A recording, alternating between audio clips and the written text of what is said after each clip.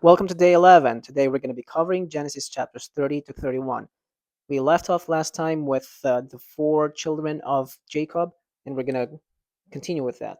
So Rachel saw that she bore Jacob no children. Rachel envied her sister and said to Jacob, "Give me children or else I die." So she said, "Here's my maid Bilhah. Go into her." That's been the wording they use. Go into her. So he went into her. So Bilhah the maid conceived Dan. Now to keep count, four with Leah, this will be the fifth. But fifth is Dan, but he will be the first one through the maid Bilhah. The second one is Naphtali, who will be the sixth son already. Now Leah saw that she stopped bearing, so she gave her maid Zilpah to Jacob. So Jacob has had so many. Jacob's been busy. So seventh son is Gad, which will be the first one for the maid Zilpah, and the second son is Asher, which will be the eighth in total. Leah did not stop giving birth. Actually, her fifth son is Issachar, and her sixth is Zebulun. So to keep count, that will be a total of 10 already. In verse 22, then God remembered Rachel, and God listened to her and opened her womb. This is not the first time it says open someone's womb or close someone's womb. We actually, maybe this is the second or third time now, in the book of Genesis. Finally, Rachel, whom Jacob loves, finally conceives the first son, whose name is Joseph, which means he will add. So Jacob stayed with Laban, and in verse 28, they agreed that Jacob is going to continue to work for Laban. He said that, "Name me your wages and I will give it."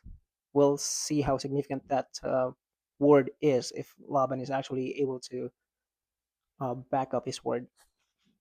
Plot twist it. So Jacob was tending the flocks of Laban. In verse 43, we learn that the feebler flocks went to Laban and the stronger went to Jacob. Verse 43, thus the man, referring to Jacob, became exceedingly prosperous and had large flocks, female and male servants, and camels and donkeys.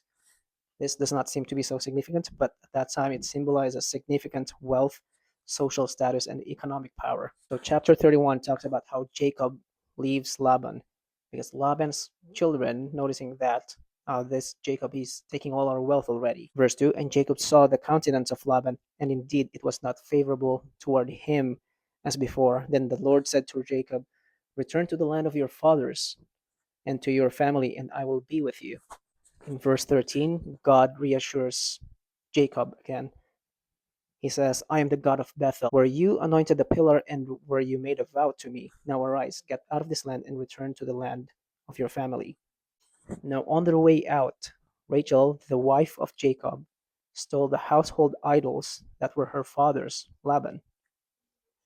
And Jacob stole away, unknown to Laban the Syrian, in that he did not tell him that he intended to flee. Verse 22, and Laban was told on the third day that Jacob had fled. So he took his brethren with him and pursued him for 7 days' journey, and they overtook him in the mountains of Gilead. But God had come to Laban the Syrian in a dream by night and said to him, be careful that you speak to Jacob neither good nor bad.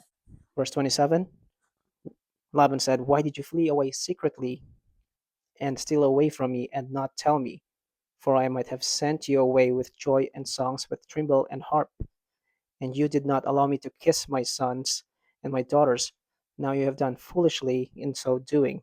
It is in my power to do you harm, but the God of your father spoke to me last night, saying, be careful that you speak to Jacob neither good nor bad. So Laban tried to look for the stolen idol, and Jacob was confident that they never stole anything, even said, do not let him live, and if they find out. Now Rachel was deceitful as well to her own dad. When it was her turn, when they were looking for the idol, she told her dad, let it not displease my lord that I cannot rise before you, for the manner of women is with me. She's saying that she has period, so she can't get up. And he searched but did not find the household idols. And since Laban never found the household idols, this made Jacob very angry. And now he says in verse 41, "Thus I have been in your house 20 years. I have served you 14 years for your two daughters and 6 years for your flock, and you have changed my wage 10 times." So Jacob here is working under unfair circumstances. No wonder that when he left, God showed favor towards him, where he had the better flock. So for them to leave in good terms, they took stones with them and made a heap, and they made a covenant. Jacob called the place Galeed, which means heap of witness. They said, "May the Lord watch between you and me when we are absent from one another." And finally, in verse 55, early in the morning, Laban arose and kissed his sons and daughters and blessed them. Then Laban departed and returned to his place. My takeaway is that I believe that children are blessings from God, being a dad myself, and God has truly blessed Jacob with many children. It says in Psalms 127, verse 3, "Behold, children are a heritage from the Lord, the fruit of the womb is a reward." Other takeaway is how God persevered Jacob, who was working under unfair circumstances. His wage was changed 10 times. Laban wasn't a man of his word. And for anyone who's going through something similar, we always can find comfort in the word of God. Psalms 55, verse 22, "Cast your cares on the Lord, and he will sustain you. He will never let the righteous be shaken." Proverbs 28, verse 25 says, "The greedy stir up conflict, but those who trust in the Lord will prosper." My favorite one, Galatians chapter 6, verse 9, "Let us not get tired of doing good, for we will reap a harvest if we do not give up." And that's my takeaway for today. Thank you so much for your time. Truly appreciate you. My hope is that you would read the Bible yourself and seek God.